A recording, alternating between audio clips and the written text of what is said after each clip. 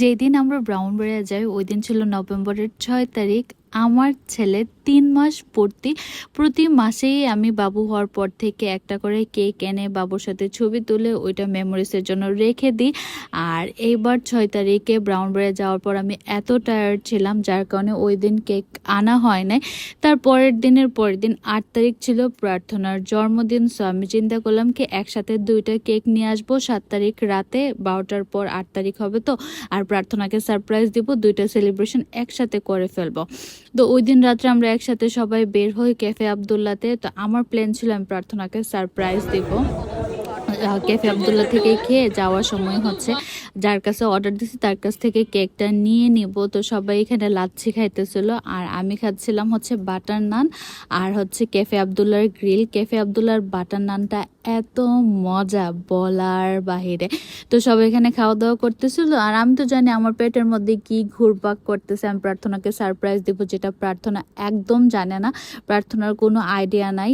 Just রূপকথা, বিনতে, সুমাপু মনে হয় জানে, তাও ওইভাবে ক্লিয়ারলি জানে না আমি কেক কখন আনবো, পরের দিন আনবো না কি করব। তো আমি এখানে আমার ছেলেটাকে প্রার্থনার সাথে আর সবার সাথে পাঠিয়ে দিতেছি, বলতেছি যে আজলানের জন্য ওষুধ নিব, ডাইপার নিব, কিছু জিনিস আছে, তোমরা যাও আমি আসতেছি বলে আমি পাঠিয়ে দিছি। আর এই আমার নানু বাড়ির সাইডটা, ওই দিকেই যার কাছ থেকে আমি কেক নেব তার বাসা। তো এই ফয়েল বেলুনটা খুঁজতে আমার এত সময় লাগছে। ব্রাহ্মণবাড়িয়া একদম শহরের মধ্যে এই ফয়েল বেলুনটা আমরা খুঁজে পাইতেছিলাম না।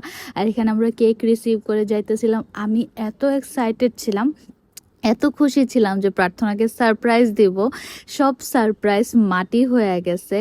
কারণ এই যে দেখেন এখানে এই যে এটা আজলানের জন্য হ্যাপি 3 মান্থস আজলান, আর এটা প্রার্থনার, দুইটাই কাস্টমাইজ কেক। আমি রিলসে পেজের নামটা মেনশন করে দিব কার্ড থেকে নিচে। এখানে অরণ্য কিন্তু কি সুন্দর করে কেকটা লুকাইতেছে তার দাদুর রুমে। সে কি করছে, সে ওপরে এসে প্রার্থনাকে বলতেছে, আপু তোমার কেকটা আছে না, আমি দাদুর ফ্রিজে রেখে আসছি আর বলে আসছি কি ওই প্যাকেটের মধ্যে ডোনটটা।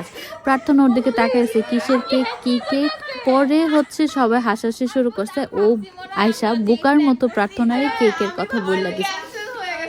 সারপ্রাইজ তো দেওয়া হলো না, বাট সবাই অনেক হাসাহাসি করতেছিল, ওইটাই একটা মজার। আর এখানে জাস্ট এ পারফেক্ট ক্লিকের জন্য দেখেন সবাই কত স্ট্রাগল করতেছে। সবাই লাইট ধরে রাখছে, ছবি তুলতেছে, ভিডিও করতেছে।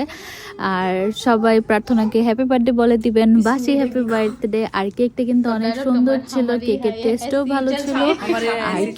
আর কিছু না, সবাই ভালো থাকবেন আর দেখা হবে আরেকটা ব্লগে। সে পর্যন্ত আল্লাহ হাফেজ। আর আমার ব্লগগুলোতে, ভিডিওগুলোতে, রিলসগুলোতে সবাই অনেকগুলো ভালোবাসা দিবেন, তাহলে আমি অনুপ্রেরণা পাবো নতুন নতুন আরো ভিডিও করার। আর আপনাদের সাথে কানেক্টেড থাকার। পক পক পক পক করলাম অনেকক্ষণ। আল্লাহ হাফেজ।